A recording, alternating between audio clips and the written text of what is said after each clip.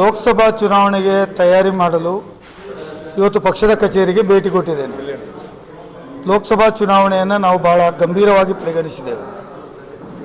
ಮಂಡ್ಯ ಮತ್ತು ಮೈಸೂರು ವಿಭಾಗದಲ್ಲಿ ಈ ಸಲ 100ಕ್ಕೆ 100 ಕಾಂಗ್ರೆಸ್ ಪಕ್ಷದ ಅಭ್ಯರ್ಥಿಗಳು ಗೆಲ್ಲಬೇಕು ಅಂತೇಳುವ ದೃಷ್ಟಿಯನ್ನು ಇಟ್ಟುಕೊಂಡು ಪಕ್ಷದ ಕಾರ್ಯಕ್ರಮಗಳಲ್ಲಿ ನಾವು ಇವತ್ತು ತೊಡಗಿದ್ದೇವೆ. ಪಕ್ಷ ತಯಾರು ಮಾಡುವಂಥ ಮತದಾರ ಪಟ್ಟಿ ಇರ್ಬೋದು, BLAಗಳ ಅಪಾಯಿಂಟ್ಮೆಂಟ್ ಇರ್ಬೋದು, ಮತ್ತು ಪಕ್ಷಕ್ಕೆ ಮುಂದೆ ಹೇಗೆ ಮುಂದುವರಿಸಬೇಕು ಅಂತ ಆಲೋಚನೆ ಮಾಡಲು ಇವತ್ತು ಪಕ್ಷದ ಜಿಲ್ಲಾಧ್ಯಕ್ಷರು, ಬ್ಲಾಕ್ ಅಧ್ಯಕ್ಷರುಗಳು, ಕಾರ್ಯಾಧ್ಯಕ್ಷರು ಮತ್ತು ಎಲ್ಲ ಪಕ್ಷದ ಹಿರಿಯ ನಾಯಕರ ಜೊತೆ ಕಾಂಗ್ರೆಸ್ ಭವನದಲ್ಲಿ ಚರ್ಚೆ ಮಾಡಿದ್ದೇವೆ. ಉತ್ತಮವಾದಂಥ ಪ್ರತಿಕ್ರಿಯೆ ಬಂದಿದೆ. ಕಾರ್ಯಕರ್ತರು ಭಾಳ ಉತ್ಸಾಹದಿಂದ ಇದ್ದಾರೆ. ರಾಜ್ಯದಲ್ಲಿ ಮತ್ತೆ ಸರ್ಕಾರ ಬರಬೇಕು, ರಾಜ್ಯದಲ್ಲಿ ಕೇಂದ್ರದಲ್ಲಿ ಕೂಡ ರಾಜ್ಯದಲ್ಲಿ ಬಂದಿದೆ, ಕೇಂದ್ರದಲ್ಲಿ ಮತ್ತೆ ಸರ್ಕಾರ ಬರಬೇಕು ಮತ್ತು ನಮ್ಮ ಗ್ಯಾರಂಟಿಗಳ ಅನುಷ್ಠಾನ ಏನಿದೆ ಅದನ್ನು ಇವತ್ತು ಪ್ರತಿ ಮನೆಗೆ ಮುಟ್ಟಿಸಲಿಕ್ಕೆ, ಎಲ್ಲಿ ಯಾರ ಮನೆಗೆ ಮುಟ್ಟಲಿಲ್ಲ ಇದನ್ನು ಕಂಡುಹಿಡಿದು ಅವರಿಗೆ ಕೂಡ ಆ ಒಂದು ಗ್ಯಾರಂಟಿ ಮುಟ್ಟಬೇಕು ಅಂತೇಳುವ ದೃಷ್ಟಿಯಲ್ಲಿ ನಮ್ಮ ಪಕ್ಷದ ಕಾರ್ಯಕರ್ತರು ಈಗಾಗಲೇ ಕಾರ್ಯೋನ್ಮುಖರಾಗಿದ್ದಾರೆ. ಈ ದೃಷ್ಟಿಯಲ್ಲಿ ಇವತ್ತು ಪಕ್ಷದ ಒಂದು ಆಂತರಿಕವಾಗಿ ಸಭೆ ಮಾಡಿದ್ದೇವೆ. ಈ ಸಭೆಯಲ್ಲಿ ಎಲ್ಲ ನಾಯಕರುಗಳು ಭಾಗವಹಿಸಿ ತಮ್ಮ ಅನಿಸಿಕೆಗಳನ್ನು ಹೇಳಿದ್ದಾರೆ. ಇದು ಪಕ್ಷದ ಸಂಘಟನೆಗೆ ಮತ್ತು ಮುಂದಿನ ಚುನಾವಣೆಗೆ ಪೂರಕವಾಗಿದೆ ಅಂತ ಹೇಳಿದ್ದನ್ನು ಈ ಸಂದರ್ಭದಲ್ಲಿ ಹೇಳಿ ಬಯಸ್ತೇನೆ.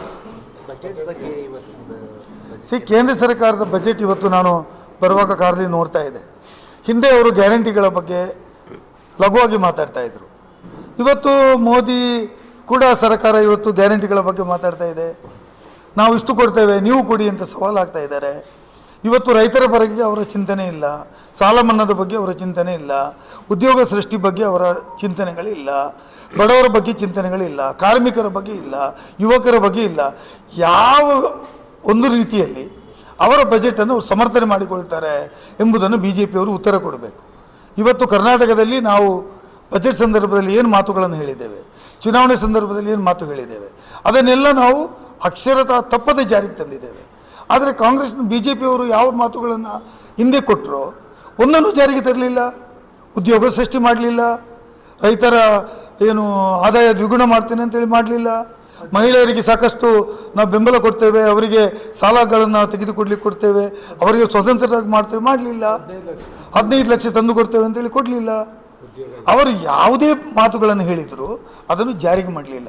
BJP ಅವರು ಏನು ಬಜೆಟ್ ಕೊಟ್ಟರು ಅದು ಪೊಳ್ಳು ಮತ್ತು ಡೋಂಗಿಯ ಒಂದು ಸಂದೇಶವೇ ಹೊರತು ಅದು ಯಾವುದು ಕಾರ್ಯಗತ ಆಗತಕ್ಕಂಥದ್ದಿಲ್ಲ.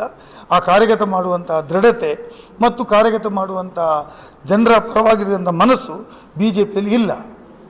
ಅವರು ಜನವಿರೋಧಿ ನೀತಿಯನ್ನು ಅನುಸರಿಸ್ತಕ್ಕಂಥವ್ರು. ಬೇರೆ ಬಡವರು ಯಾರಾದರೂ ಕಲಿತು ದೊಡ್ಡವರಾದರೆ ಅದು ನಮಗೆ ತೊಂದರೆ ಅಂತ ಭಾವಿಸುವಂಥ ಜನನೇ BJPಯಲ್ಲಿ ಇರೋರು. ಹಾಗಾಗಿ ಅವರು ಜನಪರವಾಗಿಲ್ಲ. ಅವರ ಬಜೆಟ್ ಅದು ಜನವಿರೋಧಿ ಬಜೆಟು, ಅದು ಬರೇ ಪುಸ್ತಕದ ಬಜೆಟು ಅಂತ ಹೇಳ್ತೇನೆ ಹೊರತು ಅದು ಜಾರಿಯಾಗುವಂಥ ಬಜೆಟ್ ಅಲ್ಲ ಅಂತ ಹೇಳೋದನ್ನ ಹೇಳಿ ಬಯಸ್ತೇನೆ.